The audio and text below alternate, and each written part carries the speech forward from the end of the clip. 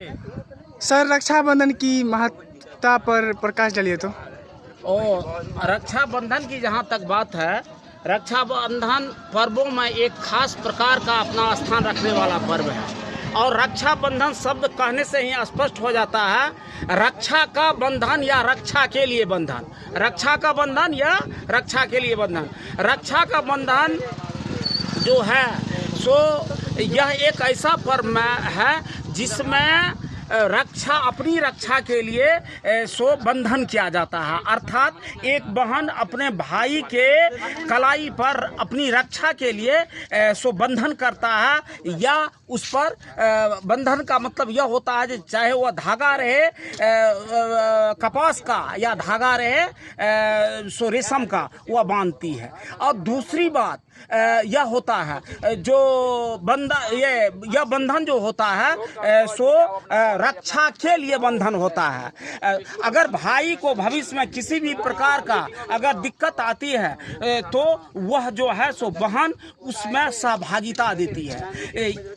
यह जो है सो इसकी अपनी खास महत्ता है। लेकिन जहाँ तक रक्षाबंधन की बात है तो रक्षाबंधन पर्व का सो सनातन से जुड़ा हुआ महत्व है, परंपरागत से जुड़ा हुआ महत्व है, और साथ ही साथ इसकी धर्मनिरपेक्षता से भी संबंध है। अब देखो, जहाँ तक सनातन की बात होती है तो सनातन धर्म से या सनातन धर्मों से इसका बहुत उत्कृष्ट पॉइंट है। इसको दो अर्थ में हम लेंगे। नंबर एक, श्री कृष्ण जी को द्रौपदी बहन कहा करती थी, इसलिए जो कभी श्री कृष्ण जी को जब रक्त बहने लगा था तो उसकी बहन द्रौपदी सामने आकर के उसके हाथ को बांधी और उसका रक्षा के लिए, जब भाई के रक्षा के लिए बहन आई तो भाई भी रक्षा के लिए सो गया। कब?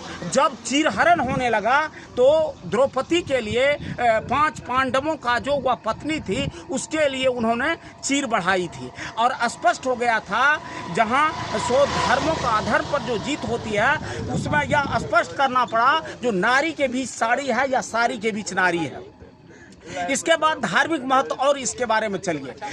राजा बलि बड़े ही प्रतापी थे और बड़े ही तपस्वी थे। उन्होंने अपने तपस्या से विष्णु जी को अपने बस में कर लिया और वरदान स्वरूप उन्होंने यह मांग किया कि मुझे आप मर्त भूमि में चल करके मेरे साथ रहिए।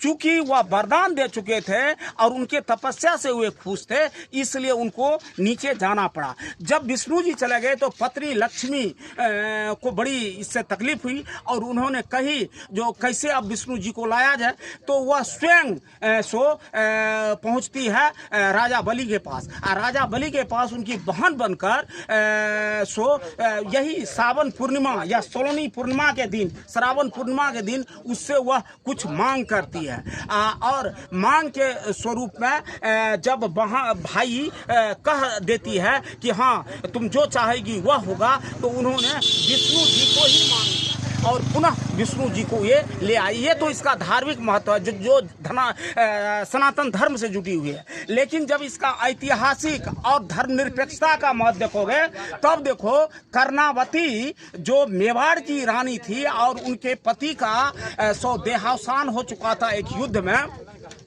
जब वह बहादुर शाह या मुस्लिम अन्य राजाओं बादशाहों के द्वारा सताया जाता था, इस परिस्थिति में उन्होंने हुमायूं को जो कि पूरे मुगल वंश का शासक था उसको उन्होंने राखी बंधवाई, राखी भेजी और वह एक मुस्लिम बादशाह आ गया रक्षा के लिए। इस तरह से एक हिंदू जो एक राजपूत की धर्मपत्नी थी और मेवाड़ की शासिका थी, उन्होंने वह रक्षा के लिए हुमायूं जो मुस्लिम और मुगल बादशाह था उनसे लिया। इस तरह से इसकी एक धर्म निरपेक्षता की महत्ता है। फिर देखिए, अलेक्जेंडर की पत्नी भी आपको पुरु राजा जो बहुत शक्तिशाली राजा थे और अलेक्जेंडर को जब भय होने लगा था पुरु से, तो पुरु जो हिंदू धर्म के प्रवर्तक थे, हिंदू राजा थे, उन्होंने बहन बनकर आती है रक्षा के लिए। उन्होंने रक्षा कवच या नहीं तो राखी भेजती है और अंत में पुरु जो है सो अलेक्जेंडर के पत्नी को दान स्वरूप या रक्षा स्वरूप ये करने के लिए तैयार हो जाती है। तो इस प्रकार यह पर्व की महत्ता अपने आप में बहुत ही उत्कृष्ट है।